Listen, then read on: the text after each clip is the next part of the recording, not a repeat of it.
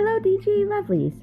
This is Neisha M, your geek mom, and welcome to another episode of Diversely Geek Discusses, a space between planes where fans explore the meaning of being geek, learn what it means to identify and embrace your inner geek, and how connecting with geeks across the globe can help us on our journeys to transforming our fandom passions into positive action.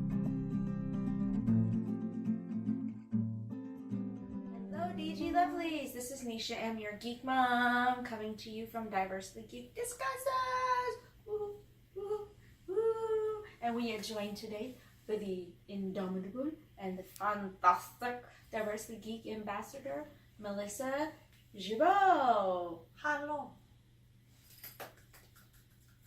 I'm so excited. So Melissa has been one of our absolute best, most amazing, most loyal and committed Diversely Geek ambassadors of the message now for Very long time. very long time. I think pretty much for as long as we've been around, if I'm not mistaken.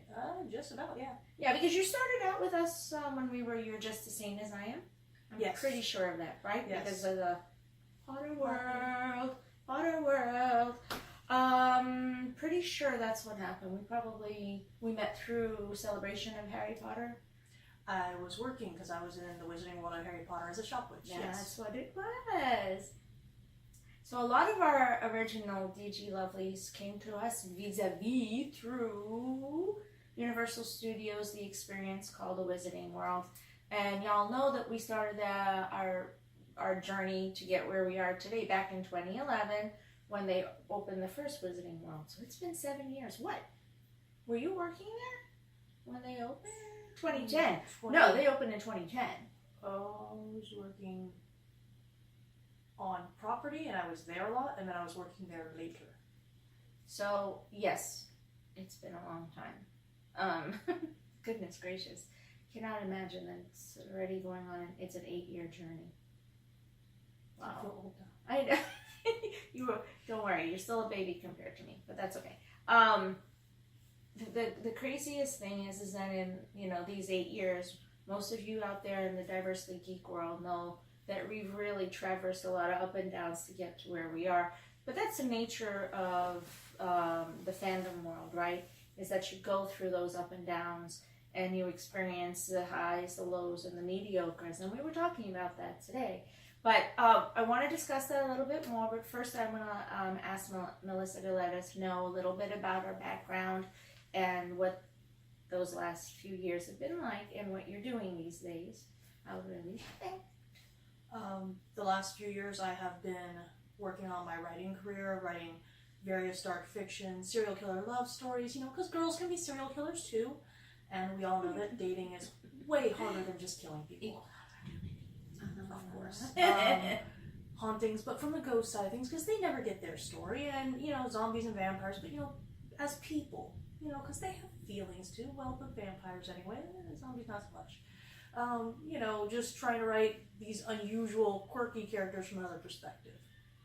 And he agrees. Yes, the kitty cat agrees. So I've just been working on that, delving into my fandoms and just kind of trying to be unapologetically myself. That is kind of my new model for myself. Just unapologetically myself. That's the kind of person I admire. Those are the kind of actors and writers and producers I admire. Just people who are just like, I'm me. Who cares? And she is her. And honestly, she's the best her that could ever be. And one of the best hers in existence. Just saying. I'm biased because we love her. Okay, tell the clones. You've been watching Voltron, I get it. Okay. Oh my god, wait till we bring you our Voltron info. Okay, sorry. I am so sorry, guys. You know I'm the biggest nerd geek in the world, and I'm a side. Just a little bit. Just a little.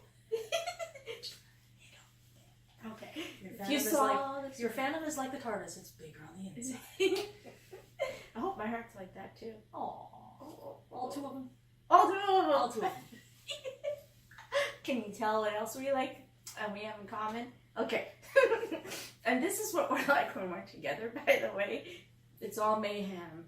It's all love mayhem. Yeah. So, you've had successes in terms of book sales. It's so. I mean, it's a crazy world out. Up and down, fairly steady though. I've done a lot of panels and stuff at different conferences like Speculative Fiction Southeast, Spooky Empire, Florida Writers Association's annual conference. I got to judge Royal Palm Literary Awards. No, this last one, the one before this one, I was too busy. I had to decline. Maybe next year. We'll see. Get to do Shop of Wonders inside the Universal's Lost Continent now, and I've got my books there, which is cool because I'm right around the corner from the Hogwarts Express, which is always fun. But you know, I've got fairly good success on that, and I've got a very small but very dedicated fan following. Mm-hmm. And apparently my lucky mismatched socks have an Instagram fan following now, which is, today is squirrels and dragons. So, Well, of course. Hello. because random and lucky. I don't know how that's mismatched. No idea. I think it's perfectly in sync. Oh, yeah. I think I'm Okay. gonna have Bob Ross tomorrow. Bob Ross and Oh, yeah. Anyway. Melissa and the Saga of the Socks. Okay. I just spent more time That's at a whole San show Diego. by I itself. spent more time at San Diego getting really cool socks than I probably did on the show. And coming home to the room every night with, I know I shouldn't, but I did. I had a carry-on worth of socks. Yeah, but how could you not? They're all awesome.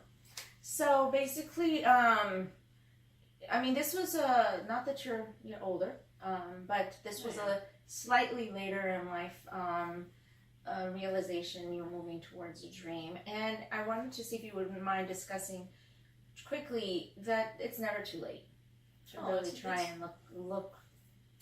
It's ahead. never too late. If you have a dream and you don't realize it, or like I always said, I never knew what I wanted to be when I grew up. I had a bunch of false starts and thoughts about it, but it was really me going to a different kind of job or a different job. I always had 2 or 3 jobs at a time, so they would all be something slightly different or a different place, and just kind of see if what felt right. Mm-hmm. But I was always scribbling things down. I would always doodle. I'm not good at drawing, but I always enjoyed it. But I would always end up writing things down, and people watching, and theme parks are the best place for that. Conventions too, but theme parks are a whole other category.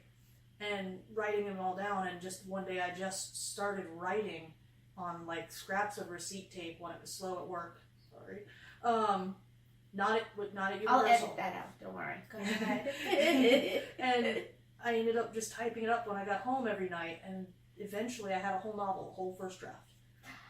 And those characters were so real, and I'd had that idea in my head for years of this would be a cool story, and I'd always delved on those characters just, when I'd zone out amusing myself when I was tired or bored or couldn't sleep. And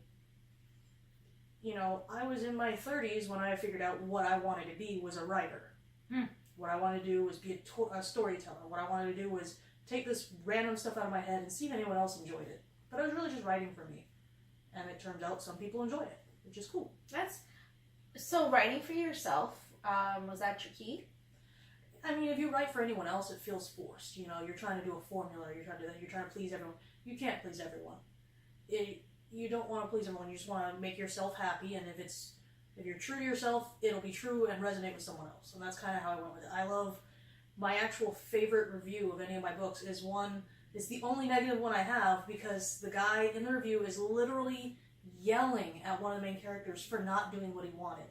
He literally goes caps lock on it and is arguing with a fictional character because it struck him that hard that he was that upset the character didn't do what he wanted it to do. Well, that's unbelievable. And that's why it's my favorite, is because that means those characters were so real that he didn't write a review for the first 2 in the series, but he had to write one and yell at an imaginary character, why didn't you do what I wanted you to do?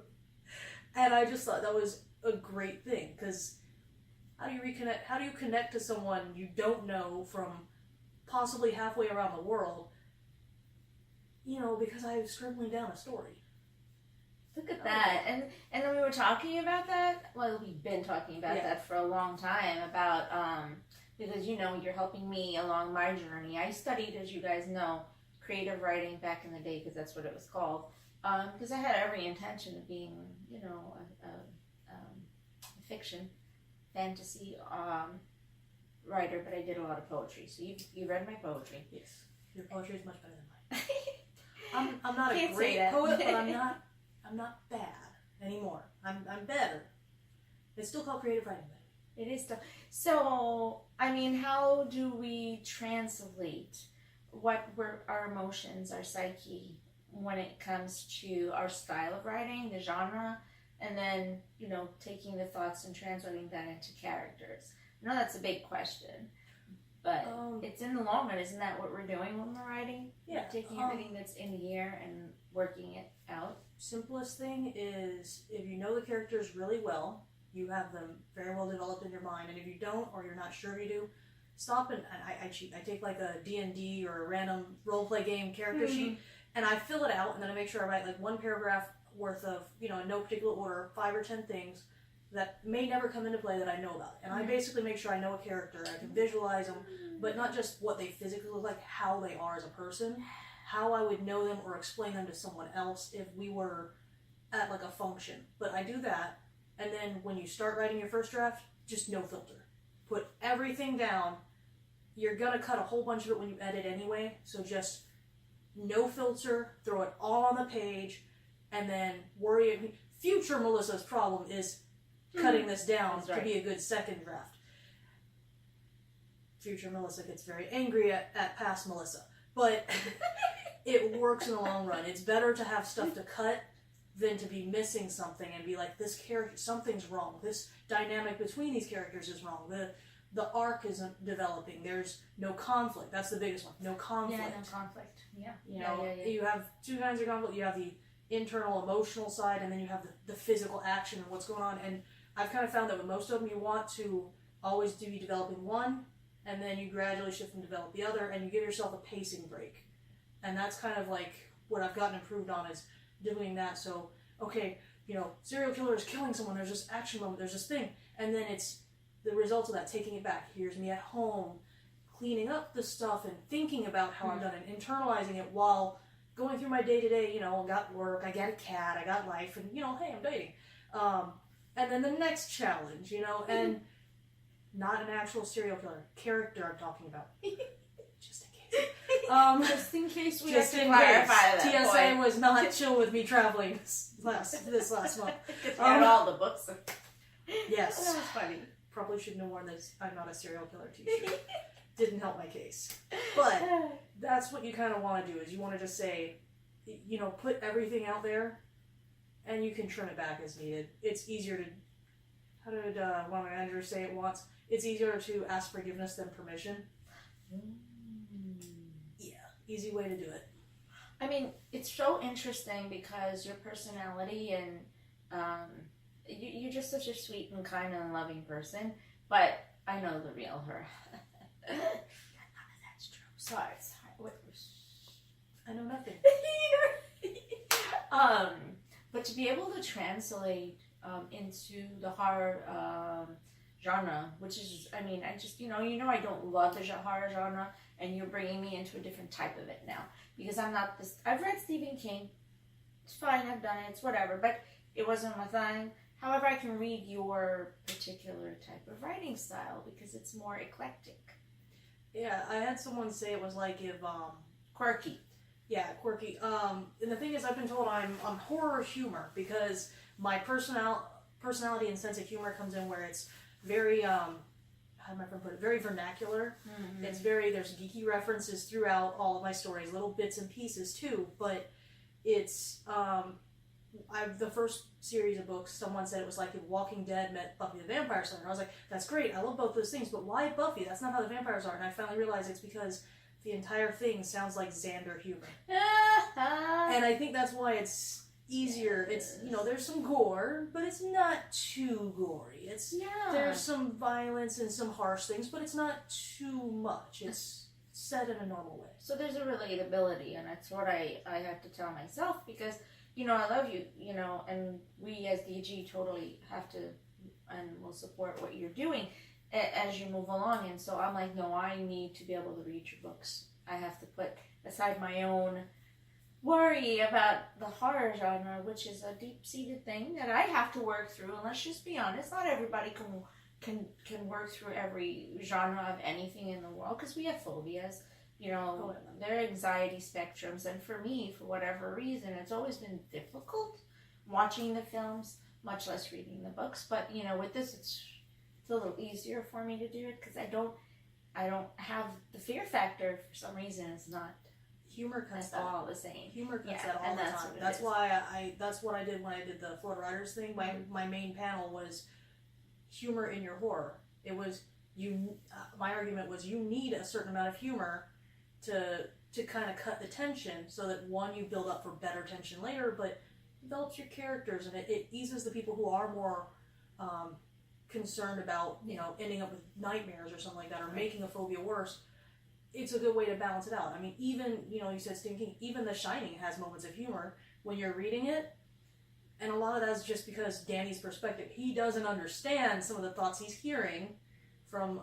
There was a moment where one of the rich ladies, the older rich lady who's leaving, is thinking about how much she likes the bellhop's butt and how she wants to get in his pants, and he's like, why would she want to get in his pants? And it's a random throwaway line to build up the feeling of them moving to this, that even though he's got this ominous feeling, it distracts him. Why does that lady want to get in his pants? That makes no sense. But as an adult reading it, it's hilarious. It's just a complete random moment. I see what you're saying. I completely understand that. That's a great writing perspective. But I think that even in the film and television world, and of course in the comic book world, why I think that's the success is because that's what they do.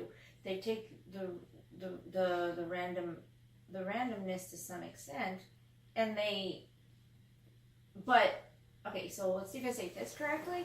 They connect it back to us, what we as the fans would be interested in. Yeah, they make it resonate better. It builds an emotional connection on a psychological level because you're psychologically able to relate to it as opposed to being. It's more interactive. My brain doesn't work right now, so words are gone. Nope, that was good. This is what you said it right. You said it perfectly. It's exactly what I was trying to think to myself. What is the word for it? But I understand what you're saying. And of course I use connectivity a lot, but really what it is it's tapping in to the psyche that is looking for something to relate to. Well, that's fandom in general. Oh yeah. That's exactly what the point to it is, and why we fall in love with something. It is because we feel that it's who we are and it's part of who we are. Yeah, it's something that you can become immersive in because something in there just relates to you. It may not be something huge, like you may not have had. I turned 13 and was given a massive quest to save my world. But you can understand the frustration of being 13 and having people expect a lot from you and put pressure on you. Or the importance of having representation, being like, hey, look, I can't believe I'm watching this movie and women are kicking butt. Or, hey, I'm watching this and there's a person of color who is not the random villain or the random victim or dead body number 4. And it's one of those things where you start to relate more. And it's kind of a fun thing.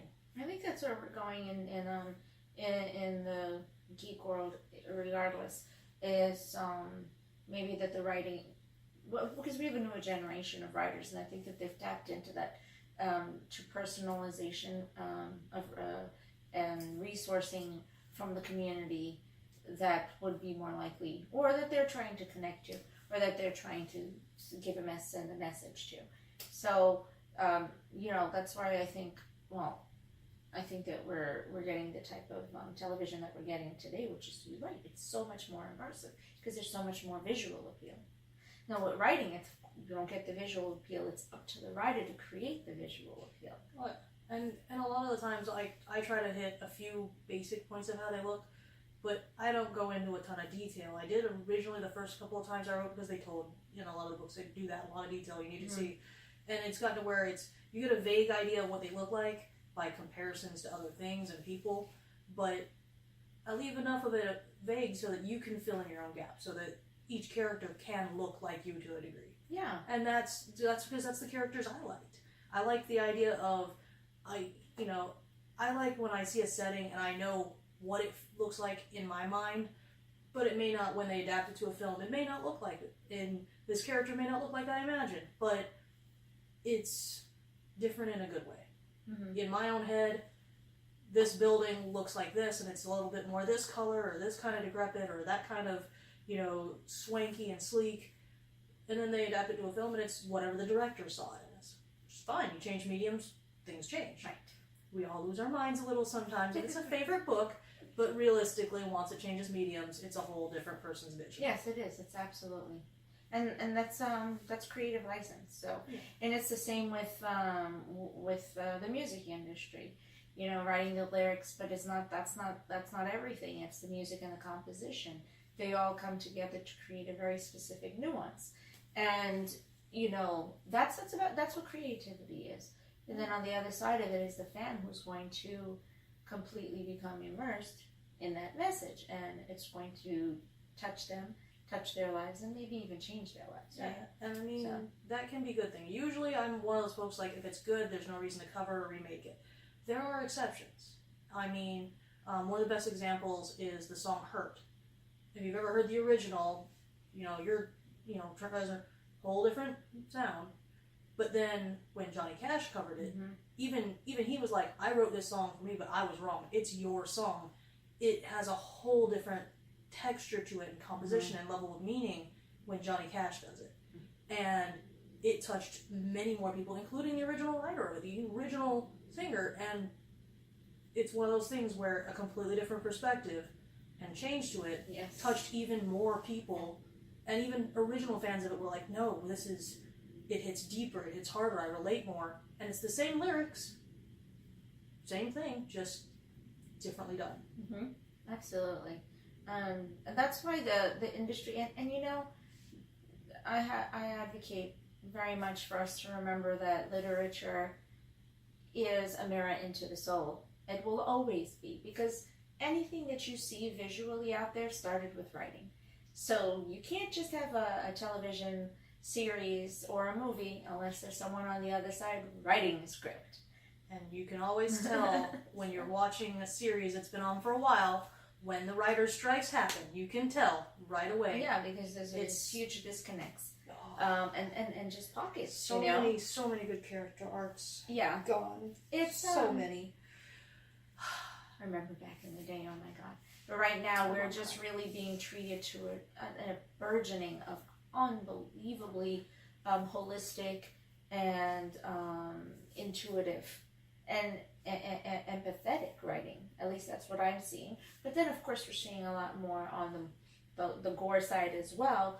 But there's always a message behind everything. So, I mean, even Deadpool has a slight message. Don't take life too seriously. Don't take life too seriously. Oh my God. No, I think it has a hell of a lot more than just a slight message. It does. But the way it's delivered is, your, after school special sort of feel. Yes. It's very, very different. Very different. But, highly recommended. But, of course, it is more than rated R, so you have to be very careful about who you are watching that with or screening it with. You mean it's not for the daycare? It's not for the daycare class? Alright, we'll keep them with Mr. Rogers and Bob. I'm telling you, tell me about it. Oh my God. But yeah, I love Deadpool. I didn't think so. It took me forever to see it, and then I'm like, oh my God, what's wrong with me? Ryan Reynolds is just a genius. He was made. Freaking genius. But he's a fan, and even he has anxiety. That's one of the things he said. But he talks about it. Yeah, that's one of the things he said, is that's why a lot of times if he's doing interviews about Deadpool, he goes as Deadpool, because Deadpool can have these conversations and be comfortable. But Ryan. And that's brilliant. Finding ways to adapt. I know that, you and I are going to delve a little bit more in with our next conversation, because Melissa and I will be co-hosting a series of shows with some people who will be, guesting on here. Not imaginary like this guy right here. Yeah. He's just chilling right now. That's Harvey. Just saying. He's a rabbit. He's a rabbit. Yeah. A really 6-foot-something tall rabbit. Mm-hmm. Okay. No. That's Frank you're thinking of. No, that's Harvey. No, I'm thinking Harvey the rabbit. You might have heard him mentioned in Shawshank Redemption. Oh my gosh. Good Lord, here we go again. I'm showing my age, and she's trying to catch me up. Okay. I don't know what you're talking about. I was just Harvey in a minute. We'll talk. Come on, Harvey. Just wait. Okay. So we're definitely going to be looking at because we keep kind of touching on the point about anxiety and the spectrum of anxiety and how film, television, and pretty much any geek genre of any kind, including art, well, more than including art, very much art, any form of modeling or any form of creation, how it is an expression of a person's being, and sometimes the sum total of their experiences. And for many, myself included with my writing, it is how I take what's internalized and how I then express it in a way that I can then take it out and work through it. And it's really important to understand that embracing your geek, honestly, as we've said many times here, and most of you understand our philosophy, is the core and the foundation to embracing who you are, accepting who you are, and then you can take that and then accept others and circumstantially be stronger. Very well said. I'm just gonna go,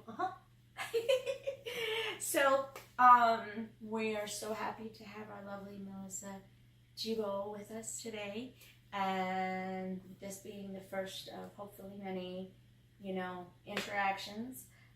She was our partner in crime at San Diego Comic-Con, so you will be seeing her. We're going to be doing, you'll be seeing our San Diego Comic-Con wrap-up. Yes. That's pretty much going to be ridiculous. Of course it's, hello. Oh my God. Sleep that week? Did we sleep? I don't remember. You know we didn't sleep. Good Lord. What was sleep? Nobody sleeps at San Diego Comic-Con. So thank you, my DG lovelies, for joining us again for an absolutely hilarious but very relevant and very insightful interview with lovely Melissa. Except for the socks. No, I told you the socks. Stop it. They're totally relevant. So, we love you. I get this wrong every time. One day Joe will teach me how to do it correctly. And we hope to see you again for our next episode. Love you all. Have a wonderful week. And